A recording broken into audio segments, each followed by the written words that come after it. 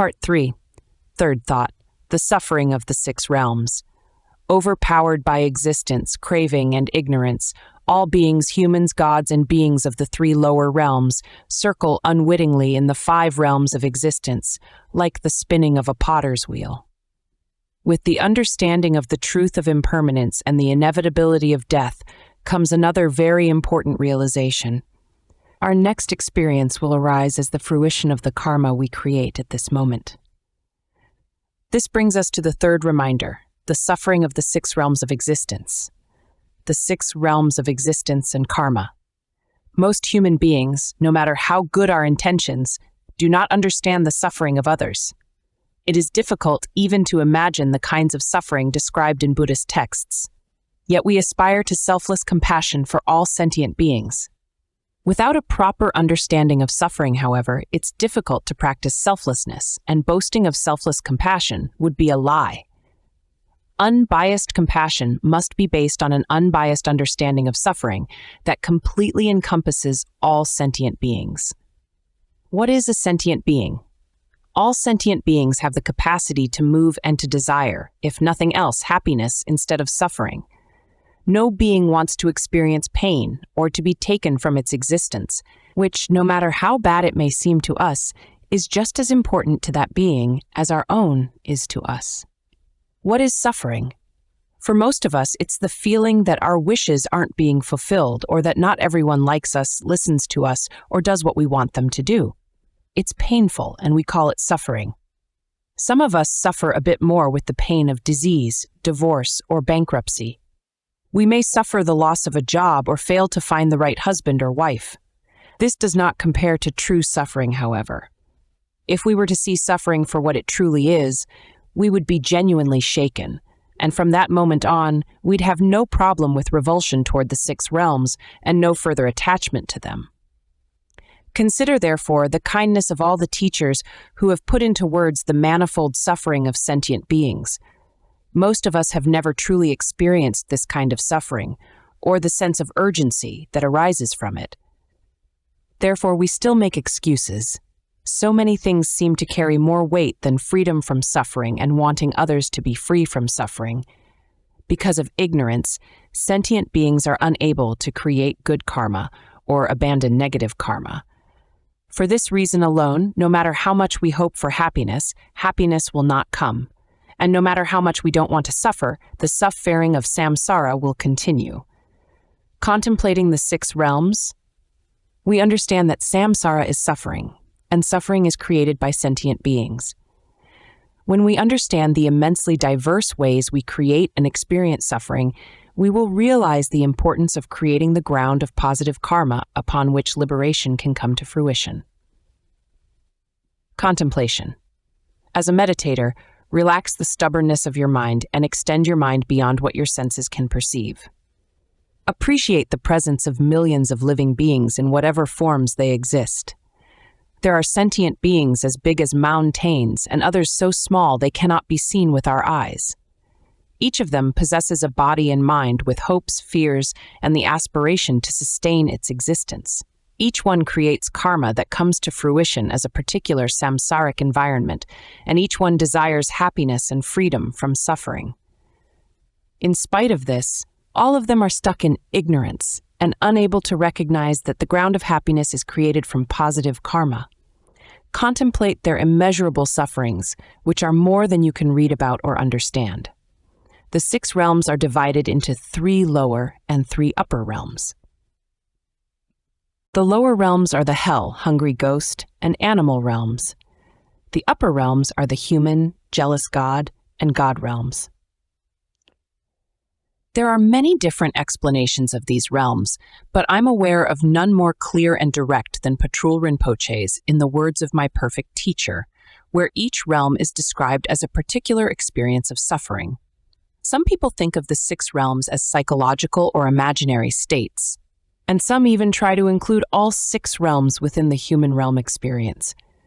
They think, for example, that the human experience of extreme hunger and thirst is the same as hungry ghost realm suffering, or that our experiences of extreme violence, warfare, or pain are real hell realm situations, or that any great comfort, joy, wealth, and luxury are actually God realms, all within our own world system.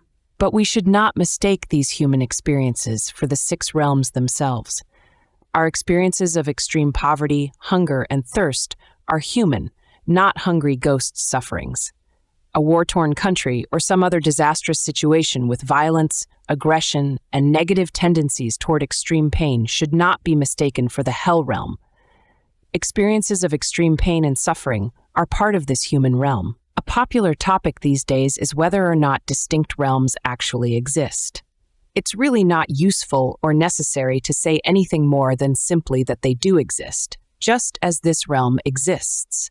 We see it, we believe in it, we have our human realm experiences. Similarly, most of us can understand the animal realm. We can see how these beings create their realm.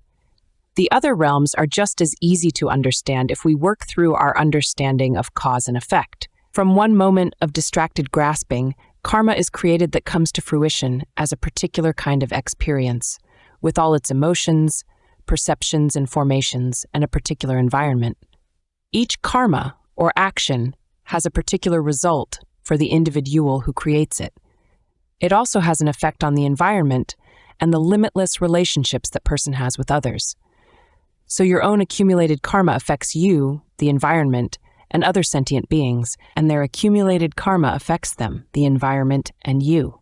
In this way, anything subtle or gross can be created.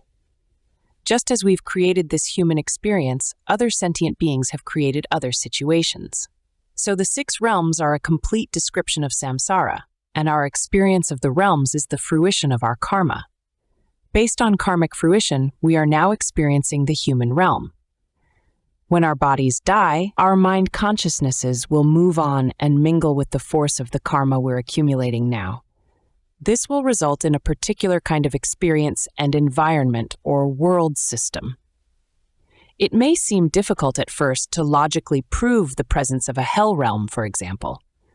We may feel we'd like to take a camera or camcorder into the hell realm and bring back a record of the experience. Questions arise about the kinds of karma that lead to the realms into which we're born. We can work with these questions as we go along. The important thing to remember is that death will occur, and before it does, we should really pause and contemplate exactly what we've accumulated in terms of karma. The 3 lower realms. Looking at the different kinds of births that are possible based on accumulated karma, we see that intensely negative karma leads to birth in the 3 lower realms, the animal, hungry ghost, and hell realms. Where negative karma is less intense, it arises, depending on the kind of karma, as birth in the 3 upper realms, the god, jealous god, and human realms. All 6 realms are within the samsaric cycle of existence, and none of them is free from suffering or the cause of suffering. To understand them better, we'll look first at the 3 lower realms, beginning with the hell realms. The hell realms. Just as good karma comes to fruition, negative karma comes to fruition, like it or not. A karmic fruition such as a hell realm should not be seen as a punishment. This is not the case at all. The Tibetan word nyalwa, Demyalba, or hell realm, simply refers to the fruition of painfulness. It's the arising of painful experiences caused by the karma of creating pain. Any sense of fault here is the fault of non-awareness. When a human being, endowed with the ability to abandon unvirtuous actions, intentionally or unintentionally doesn't make that perfect choice, a karmic seed is planted that results in some painful experience.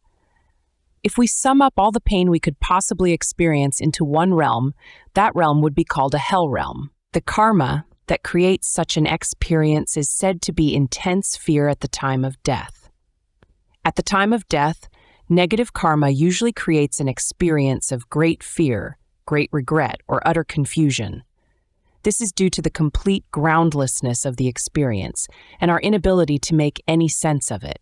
The one thing human beings truly feel sure of is the ground. When we lift our foot, we're sure the ground will still be there when we put it down. We use the ground under our feet as a metaphor to describe certainty, something that no one can challenge.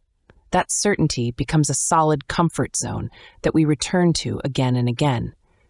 A sense of stubbornness or rigidity develops as ego grasps at its solid ground. Grasping at solidity is like grasping at the ground of aggression or any other habitual tendency. We know that aggression is negative. Nevertheless, it's familiar ground, as is our knowing how bad it is. These familiar things create our ground of experience. We may not like our habitual tendencies, but we revert to them again and again as familiar ground, and every moment of our life is based on the certainty of that ground. At the time of death, ready and willing or not, our ground is taken away. Fear or confusion can arise as our sense of solidity dissolves along with the four elements that make up this physical body. With the dissolution of the elements, the body no longer has any ground. Mind and thoughts are no longer there either, no matter how hard we try to cling to them. This experience is said to be like drowning. The fear in a drowning person's mind generates an action, trying to hold on to water. Similarly, the dying person tries to hold on to something, anything, beliefs, wishes, the faith one has held on to all one's life, to no avail. At the moment of death, nothing remains, and every bit of ground that has supported our identity collapses. The destruction of our ground can give rise to confusion, fear, and regret, along with the actual experience of death, which is said to be like falling into a deep sleep. When the exhaustion of mind and body is complete, just as we would arise from a deep sleep and become aware of the external environment, we arise as a mental awareness with an immense sense of groundlessness. That moment is described as a state of complete bewilderment, which becomes the ground for the fruition of the backlog of karma accumulated throughout previous lifetimes. The moment the bewildered state is hit by the intensity of all that previous karma, the next realm and our next life experience are born. If the power of accumulated karma is based on negative actions, harmfulness, killing, or other heinous crimes, it will produce a negative fruition. The logic is simple. When the seed is sour, the fruit is sour, and when the seed is sweet, the fruit is sweet. A negative karmic seed produces suffering and pain, which we will experience as birth in a lower realm, such as a hot or cold hell realm. There are actually 18 hell realms from our human point of view. 8 hot hells, 8 cold hells, the neighboring hells, and the ephemeral hell. Each has its own environment, depending on the karma of those who create it. Contemplation. Use the creative abilities of your mind to reflect on these particular kinds of suffering. The mind is able to create enormous concepts. Use that skill to create not only the beautiful things you'd like to believe in, but also the things that are difficult. Contemplate the creation of all the karma leading to such experiences. Going beyond that, let your mind understand the totality of suffering. To generate compassion for all sentient beings, we must include the sentient beings experiencing the intense pain described here. We will look first at the 8 hot hells. Whereas the human realm is composed mainly of 4 elements, earth, water, fire, and wind, the hot hells are mainly made of fire. Their descriptions in the texts as filled with fire and intensely hot, where molten lava is poured down one's throat, fail to capture the real pain there. A fierce fire element, 10,000 times more intense than the fire in our human realm, makes up the entire environment. The heat and burning are said to be even more intense than the world colliding with the sun. The 8 hot hells are named for the intensity of their suffering. The first hot hell, known as the reviving hell, is made entirely of flames in all 10 directions. Here, due to the accumulated karma of being involved with weapons or harmful devices, we view others with a sense of great hatred. The anger in our minds is visited upon us with 1,000 times more aggression. Combined with the karma of weaponry, this tremendous aggression causes us, in spite of our own inconceivably intense pain and suffering, to inflict harm on others. We continue to harm others based on the karma of the realm itself, which is described as a wind that continually blows everything back into form.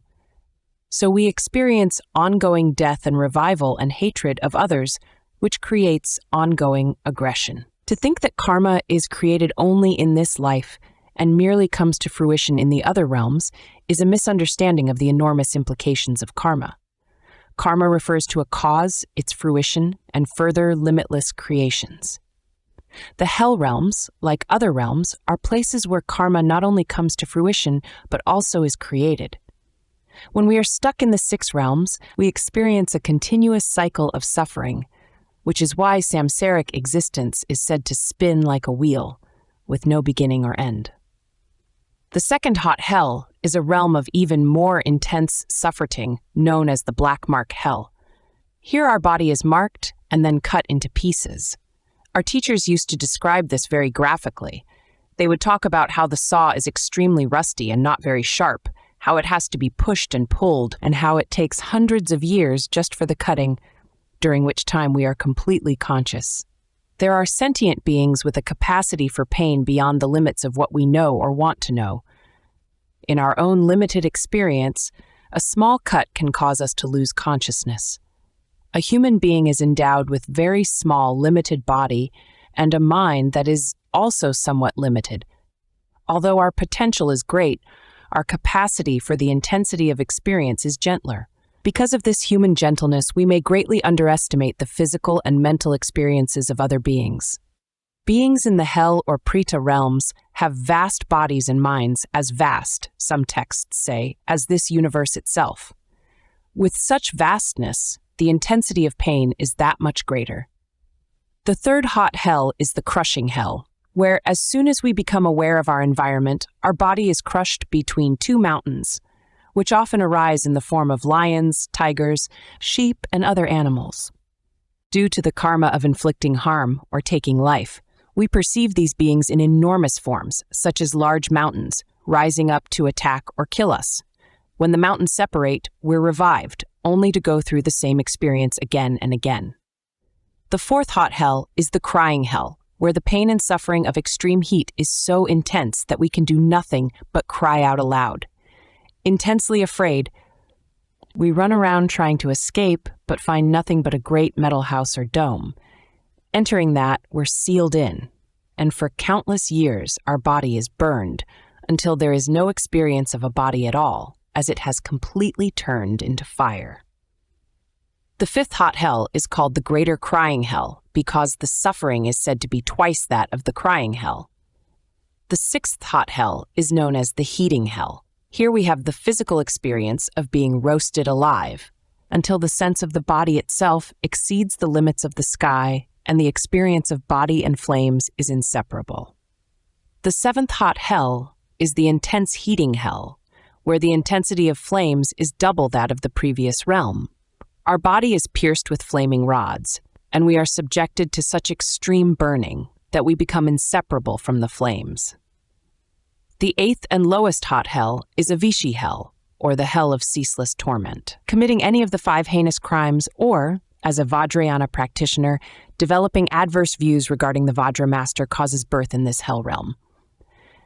The 5 heinous crimes that bring immediate retribution are killing one's father, killing one's mother, killing an arhat, malevolently causing a Buddha to bleed, and creating a schism within the Dharma community. Here one's skin, bone, marrow, and so on become a fire so intense that a whole world system could be immediately and completely turned to dust just coming into contact with it.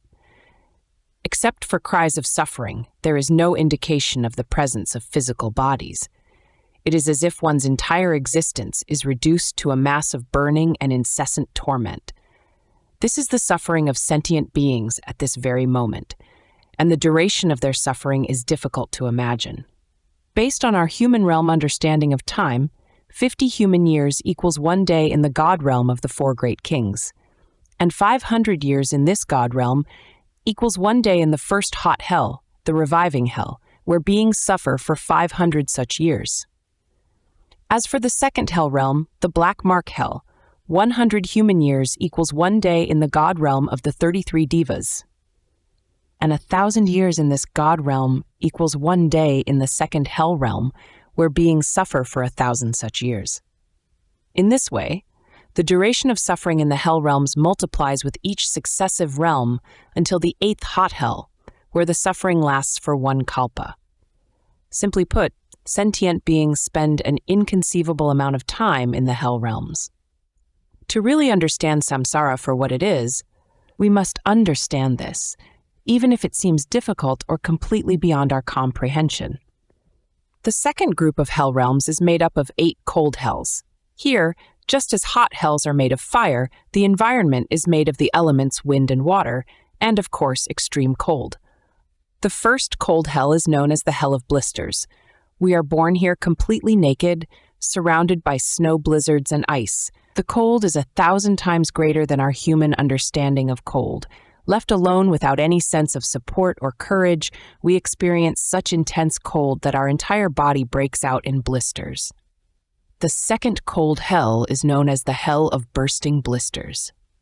Because the cold is 1,000 times more intense than the first cold hell, the blisters all burst and are completely devoured by various insects and animals, giving rise to an intensity of pain beyond our comprehension. In the third cold hell, the hell of clenched teeth, the cold is so intense that the teeth of the beings are tightly clenched. In the fourth cold hell, the hell of lamentations, the intense pain of cold and fear and suffering causes beings born here to lament and cry out ceaselessly. The fifth cold hell is called the groaning hell. Here the intensity of pain is so great that even speech is not possible, and beings simply groan with the suffering of intense cold. Prusts. In the sixth cold hell, known as the hell of Utpala-like cracks, the experience of pain becomes ever greater as one's skin turns blue and splits into 4 petal-like pieces resembling the Utpala flower. The seventh and eighth cold hells are described as the hell of lotus-like cracks and the hell of great lotus-like cracks. This refers to a cold so intense that our entire body turns red and simply bursts into pieces resembling a lotus, first 4 pieces, like a 4-petaled lotus, and then many pieces, like a many-petaled lotus. A lifespan in the cold hells is described in the Treasury of Teachings as the length of time it would take to empty a great 100-kilo urn filled to the brim with mustard seeds, if a single seed were taken out every 100 years. This would be the lifespan of beings in the first cold hell. For the other cold hells, multiply by 20 urns, 40 urns, and so on. Again, we need to understand the enormity of samsara and not limit it to our own small fears, aggressions, doubts, or hesitations, which sometimes seem so enormous. Samsara is not just our little world or the emotions we struggle with or the difficulties we have with our spiritual practice. Samsara is an inconceivable number of sentient beings in all their diverse realms, experiencing tremendous suffering for vast expanses of time, compared to which our concept of time is very tiny. Imagine meeting someone who's lived for millions of years in a hell realm and saying to this being, "I can't meditate because of laziness." How irrelevant would that seem to someone experiencing such suffering? The point of contemplating the hell realms is not just to develop a fear of karma or to look at the many ways our lives can take form. The point is to see the enormity of our potential to create samsara and all its manifestations. Then we can see there's no place in this mind for any kind of arrogance or pride or stubbornness.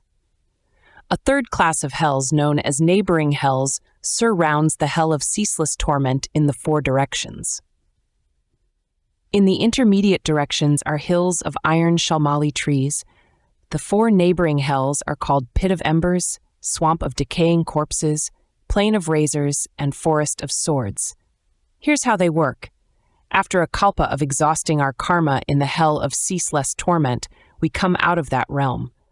But no matter which direction we go in, we encounter a neighboring hell. Coming out of a burning hell, we may see the cool shadows of a forest. Having been deprived of such coolness and peace for thousands of years, we rush toward it. But as soon as we reach it, it changes into fire and great weapons that pierce the body through and through. In another direction, we might see a cool stream and run toward it, only to have it change into a stream of decaying corpses in which we drown. With intense fear and regret, we express thousands of emotions that intensify our pain.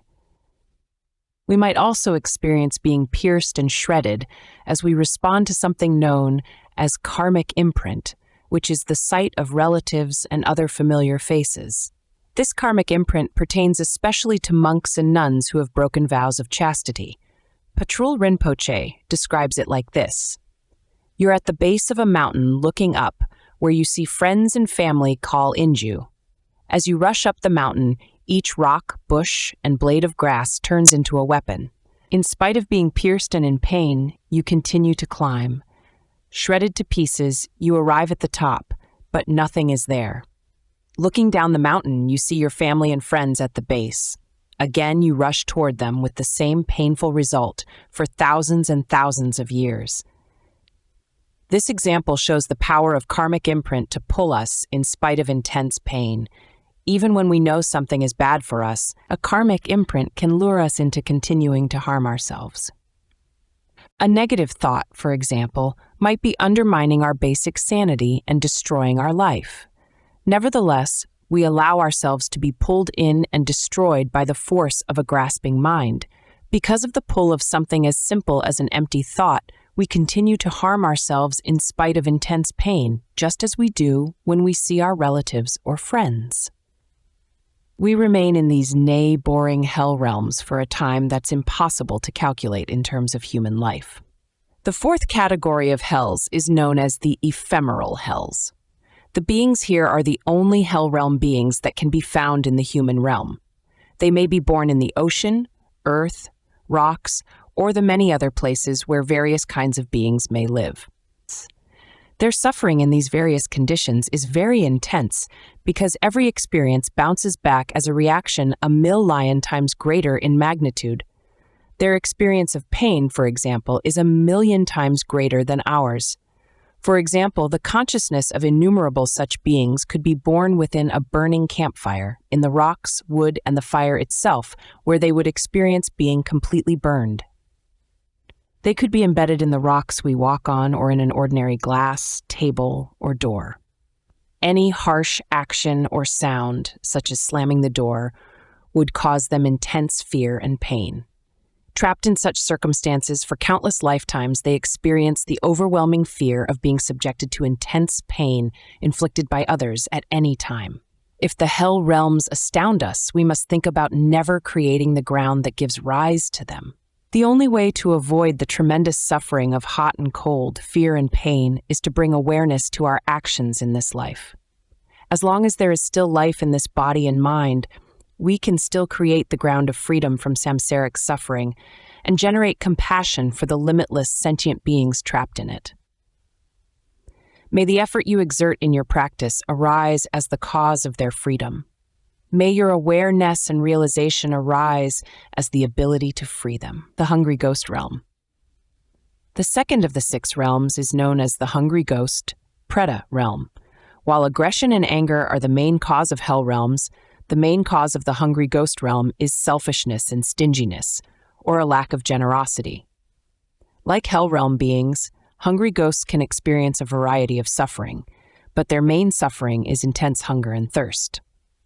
In the Hungry Ghost realm, our hunger and thirst are so intense that the entire body shrivels up until it no longer resembles a body. The throat is said to be as narrow or fine as a thin needle, but the belly is as vast as the sky. Because no amount of food and water can pass through this narrow throat or fill such a belly, we're completely unable to satisfy our hunger and thirst.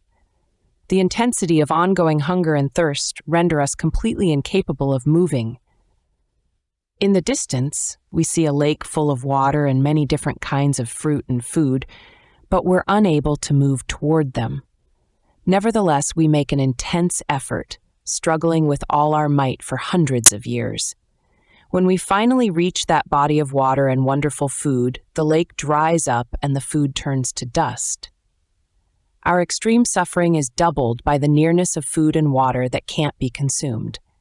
This gives rise to the further suffering of great regret. Our mind is very clear, and we're absolutely aware of the karma that led to this birth. These are said to be the outer experiences of sentient beings in the Hungry Ghost realm. The inner experiences of hungry ghosts are also described. Again, with a mouth as small as the eye of a needle and a belly as vast as a mountain, we spend hundreds of thousands of lifetimes trying to satisfy the burning pangs of hunger and thirst. If, after all our effort, we should manage to consume a drop of water, We cannot feel it in the vastness of such a stomach. And if we do experience that drop of water, it turns into molten lava, inflicting even more harm and pain. This is the experience of the inner obscurations leading to the hungry ghost realm. Furthermore, hungry ghosts are physically more delicate than human beings. Their body texture is so fine that any heat or cold is experienced 10 times more intensely than it is by human beings. So a hungry ghost's entire being is made up of suffering. A lifespan in this realm is said to last until the negative karma of being born here is exhausted. This could take hundreds of thousands of years. Centuries of wandering and incessant torment may pass without so much as a drop of water or a grain of food. The animal realm. The third of the 6 realms is the animal realm. This is an existence of great ignorance, fear, and pain. There are many kinds of animals, and they all suffer from complete ignorance and lack of control over their lives. Killing and eating one another, the powerful attacking the weak gathering to harm others, great ignorance rendering them unable to protect themselves, and intense and constant fear. These are the various sufferings that animals experience. In cold weather or a storm, for example, even an incapable human being can at least seek shelter or ask for help. But an animal, other than just enduring its karmic experiences, doesn't have the simplest ability to protect itself. Wild animals live in fear of having their lives taken by human and non-human enemies and other circumstances. Every mouthful of food or drink is consumed in fear. There is never a moment of complete harmony or peace. Animals living with human beings go through their own particular suffering. Apart from the few that have a semblance of a good life, most animals living with human beings are consumed for their meat, used for their skins and bones, or enslaved as farm animals or beasts of burden. We inflict enormous pain on animals, piercing their noses, beating them, putting them to work. Burdened with heavy loads to the point of complete collapse, they are beaten to work harder, no matter how hot or cold the climate, no matter how difficult the task. It is essential to look at the intense fear and pain that animals go through for something as inconsequential as a piece of meat on our plate, the leather we use, or any of the other things for which animals give their lives. If you've ever been to a slaughterhouse, you have a very clear idea of an animal's suffering. It would be simpler to think about taking life if you had to look at close range into the eyes of an animal that didn't want to die. No matter how foolish that life form may seem, how incapable of generating awareness or enlightenment, no matter what other reasons we might come up with, when you look into the eyes of an animal who doesn't want to die, who is standing next in line to the one being slaughtered in front of its eyes, at that moment you can truly understand the suffering and fear of the animal realm.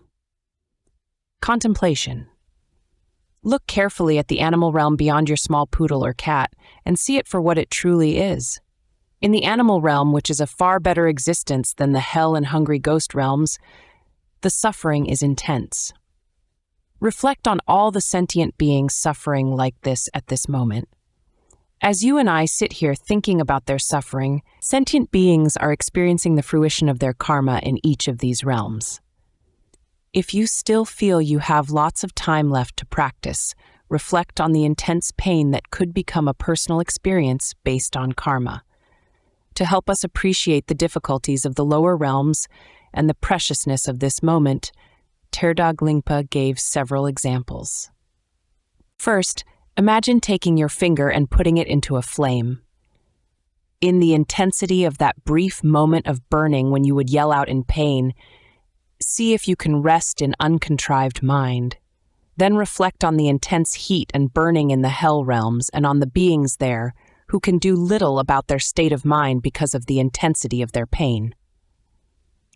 Imagine going out and sitting naked for a while in the cold. When you come inside with your teeth chattering, see if your mind can rest in its uncontrived nature. Think about the sentient beings experiencing 1,000,000 times more pain and suffering in the cold hells at this very moment. Or while sitting in meditation, allow a small insect to bite you. See how even a flea bite shifts your concentration to the pain of that experience. Then think of the constant and intense suffering of the animal realm. Think of how little opportunity these millions of beings have to develop self-awareness or to benefit others, and reflect on the positive circumstances of your own life. Contemplation. To contemplate the suffering of the three lower realms, devote at least one full day to each of them.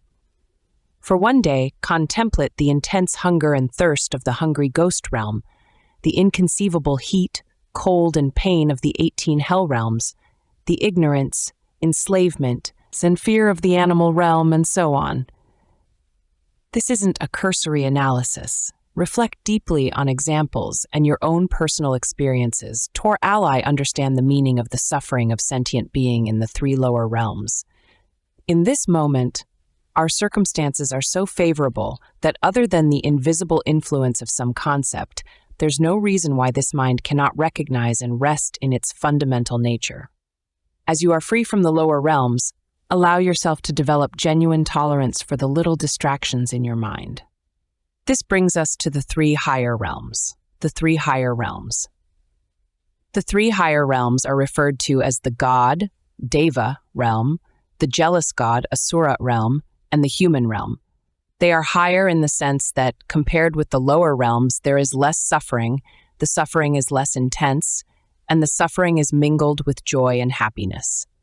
These realms are based on what is called ordinary positive karma. Having accumulated positive karma, we're born into a higher realm. We are not, however, free from cyclic existence. Why? Karma is still continuously being created in these realms, and there is a backlog of negative karma that has yet to ripen. When these two factors come together, they may result in our reverting back to the lower realms. We are still on the wheel of cyclic existence, which continues to transfer the consciousness from one realm to the next.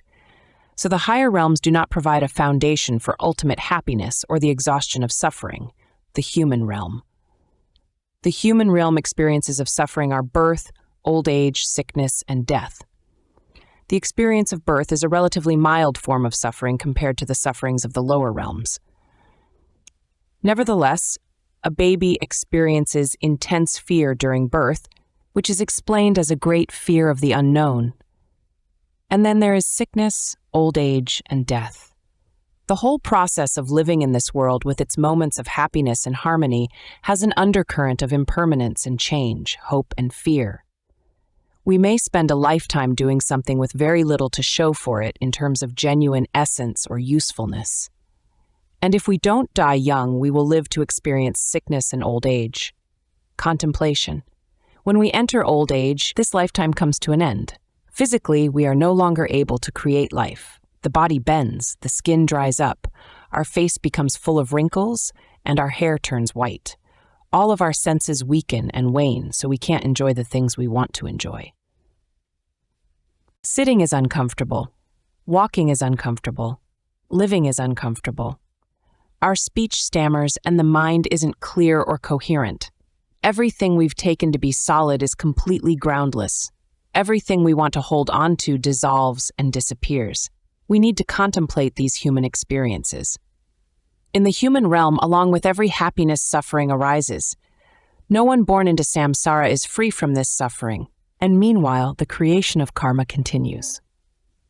Finally, no matter how worthy or unworthy we are, no matter what kind of authority we have or don't have, or how good or bad our life has been, all lives end in death. Our circumstances don't matter at the moment of death. The only thing that matters is the karma we've created in this life. At the moment, we may be healthy and all of our circumstances may be favorable. We may ignore the fact of suffering and forget about old age, sickness, and death until unfortunate circumstances strike. Then we can really understand the pain and fear that arise with the decaying or destruction of the body. When unfortunately, or in some cases fortunately, we're given an indication of a life-threatening disease, the mind becomes more grounded in the preciousness of each moment and each day. Within a small circle of people, things may seem to stay the same with the passing years. When we relate to a larger circle, human suffering is more apparent. In my case, for example, not a day goes by that I don't hear of someone who is dying. Of course, countless beings are dying all the time, but I'm speaking of acquaintances. Whether I am at home or traveling, whenever the telephone rings, a part of my mind wonders, okay, who has died now? Who has just learned they have 2 or 3 months to live? Sickness, old age, and death can strike at any moment. The question is, what do I do now that I've been told I have 2 or 3 months to live? The God realm. The God realm is related to complete joyfulness. There is a sense that all of our positive conditions have come together, which does not mean we're free from cyclic existence. Along with joy comes an immense carelessness about the positive circumstances we've attained, and there is no awareness of relating to suffering at all. Only a mind capable of knowing suffering and the cause of suffering, as well as happiness and the cause of happiness, can develop the wisdom of discernment. This wisdom is completely lacking in the God realm. For this reason, the human realm is said to be superior to the God realm. The human mind understands suffering. Because the God's personal experience of joy does not allow for reflection on suffering, the cause of suffering, or the exhaustion of their good karma, the God realm is said to be worse than a hell realm in many ways. In hell realms, negative karma is exhausted, but in God realms, good karma is exhausted, which gives rise to non-awareness and the creation of negative karma. When that negative karma combines with any residual negative karma that has yet to ripen, it takes this consciousness to the depths of the lower realms. It is said that even the God realm, although a very high realm and realm of Lindra, king of gods, must be carefully understood. Due to the force of the karma, even one who reigns over the God realm as king of devas falls back into cyclic existence when the God realm karma is exhausted. Then, through the residual effects of negative karma, one is reborn in the lower realms. The gods in the various God realms suffer from exhaustion of all good karma through spending eons in a stupor of self-indulgence. The greatest suffering for God realm beings is the suffering of change and fall. When the good karma that caused one's God realm birth is exhausted, the intense suffering of change and fall occurs, and the God faces the time of death. Realizing that one has wasted millions of years causes intense and immeasurably painful regret. Because of being a God, one knows one will be born in a realm full of suffering, and this gives rise to extreme fear and dread. Birth in the upper realms, even with their temporary pleasures, is the foundation for creating negative karma. To aspire to be born in such realms indicates a lack of awareness and no understanding of the true nature of freedom. The jealous God realm. In the jealous God realm, sometimes known as the demigod realm, there is an intense preoccupation with the God realms. In fact, these two upper realms come together in several ways. They both create karma. The ground on which their karma ripens is the same, and they both inflict warfare on one another. In general, the jealous gods experience constant jealousy and hatred. Unable to bear the happiness of others, they spend most of their time expressing their jealousy and hatred in the form of killing, warfare, and destruction of one another, which eventually leads to rebirth in the reviving hell. Since the main activity in this realm is inflicting harm, karma is created. The creation of karma continues in the 3 upper realms. The hopes and fears of human beings create karmic seeds of unhappiness, and the hopes and fears of gods and jealous gods also create karma, even more intense in terms of display. Each of the 6 realms should be understood in terms of its predominant suffering, although all kinds of suffering can be felt in each realm. Human beings, for example, may experience intense heat, cold, hunger, thirst, and have hell realm and hungry ghost realm experiences. Nevertheless, our predominant sufferings are birth, sickness, old age, and death. Hell realm beings may experience hunger, thirst, and other kinds of pain, but their main sufferings are heat and cold, and hungry ghosts may suffer from heat and cold, jealousy, hatred, and fear, but their predominant suffering is hunger and thirst. Understanding this diversity of suffering is the ground of compassion, contemplation. Contemplate the predominant sufferings of each of the 6 realms. Try to make your mind vast enough to appreciate the diversity of pain and confusion of these sentient beings. If you can do this for each of the realms, good. If you can't, simply allow your mind to go beyond personal unhappiness and suffering to appreciate for a moment the vast confusion and pain of others.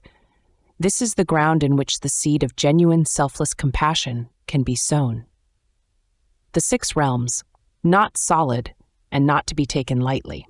Contemplating the 6 realms is not just about seeing the diverse experiences of sentient beings. It is also about letting go of the intense arrogance that thinks the world begins and ends with me. By not only creating a favorable karmic ground for ourselves, but also appreciating the suffering of others, we begin to generate selfless generosity and compassion without bias. To appreciate that sameness, we contemplate the 6 realms. The modern world, East and West, tends to solidify the 6 realms and their suffering too much. We may think, I got angry, I have such aggression, now I'm sure to go to the hell realm, and give up on the reasoning behind this. The point is not that we all go the hell realms for 1,000,000 years, is it? The point is to understand that suffering will exist as long as grasping and karmic patterns exist. Failing to understand our true nature, we revert again and again to the seeming reality of appearances. By solidifying appearances, we make our creations seem real. The same grasping and elaborating of perceptions happens in all the realms. The 6 realms are created from one moment of distracted grasping, which creates karma, which comes to fruition as a particular environment with the emotions, perceptions, and formations of a particular kind of experience. Therefore, the nature of all realms is illusory. Every realm is a dream state with the same fundamental essence as our own. So the solidity or reality of the 6 realms is entirely up to us. The most fundamental and true Buddhist view sees the 6 realms to be no more real than a dream. Reality runs parallel with our grasping at the solidity of appearances, the solidity of sounds, tastes, feelings, thoughts, concepts, and so on. It's entirely up to us how much reality we bring to whatever we perceive at this moment. The 6 realms are just that real. The hell realm is just that real. When we genuinely let go of grasping at each and every concept, even the tiniest concept, even the most subtle grasping, we realize that the core essence of reality is based on the grasping mind itself. When the grasping mind can let go and remain within its true nature, there isn't any such thing as samsara, nirvana, 6 realms, or sentient beings. At that point, everything dissolves into the fundamental ground of awareness. This is the view from the very beginning, contemplation. One way to realize your own ground potential is to let go of grasping at the solidity of your perceptions. But how does this ultimate view of true nature compare with your own ability? At this point, your potential may still be stuck in the relative reality of distinguishing between samsara and nirvana. If that sense of separation is still there, you are still solidifying your perceptions, sights, sounds, thoughts, and so on. It's essential to see every appearance in the same way, as having the same consistency and same reality. This is another way to contemplate the reality of the 6 realms. The main thing to know about the 6 realms is that they should not be solidified. They should not be seen as solid states of existence in which we're trapped in inexhaustible suffering. This view can lead to a state of fear. And while fearing the 6 realms is not a problem from the point of view of practice, ultimately it is not necessary. On the other hand, we cannot take the suffering of the 6 realms lightly. If Tibetan practitioners have a serious quarrel among themselves, one might say, if I can get my point across, I'm not afraid to go to Vajra hell, which is the lowest depth of the lowest hell. Saying this casually is a clear indication of not understanding the tremendous suffering and confusion of samsara. If understood as a state of torment, the hell realms do exist. We are talking about good, compassionate, responsible minds that shift from awareness in a moment of self-indulgence. As a result of that single karma, we could wander endlessly in a specific environment of suffering. From that perspective, when we talk about 1,000,000 years burning in fire or boiling in molten lava, we're really talking about 1,000,000 years lost in ignorance, through a single moment of not understanding our innate essence. Greater than the suffering of the 6 realms is the complete waste of our time, energy, and abilities, in that we're unable to help ourselves or anyone else. From that perspective, we cannot take the 6 realms and their relative sufferings lightly. We enter into the realms when our mind shifts away from the ground of awareness and begins to churn out negative karmas. At that point, hell realms and all the rest are possible. More important is the awareness we bring to this very moment. In this moment, we need not create suffering if we don't want to, which brings us to the next reminder, karma. Contemplation.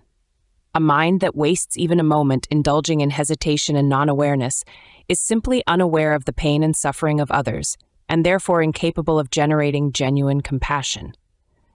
To be free from that ignorance, we must contemplate the suffering of the 6 realms and truly value this present moment. Now is the time to develop the ground of positive karma. Even if it's not possible to save or benefit billions of beings, we can at least do that.